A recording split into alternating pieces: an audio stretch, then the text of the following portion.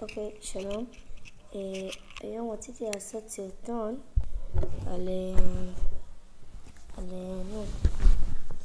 נר הישרדות, אוקיי? עכשיו, זה בעצם נר הישרדות, אוקיי? זה כמו של הגיס הרוסי, רק שעשיתי את זה טיפה קטן משתי נרות שנגמרו, בשביל שאני אוכל להכניס את זה להקטה שלי, אוקיי? אז פשוט אני אסביר לכם אולי בקצרה איך מכינים, אבל אני לא אראה בדיוק. אבל לפחות הנה תראו, אוקיי, סבבה.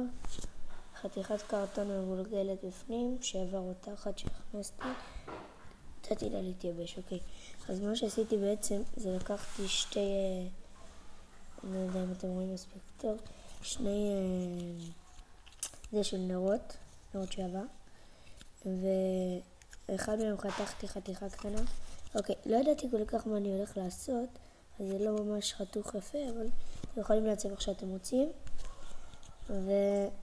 ושמתי איזה לירבן, ככה שיש לזה גם מכסה, אוקיי? ככה שאני יכול לכבות את זה עדיין מהר, אוקיי?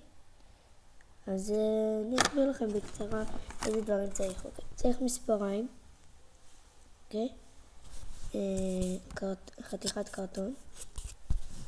מגלגלים את הקרטון, אוקיי? סבבה.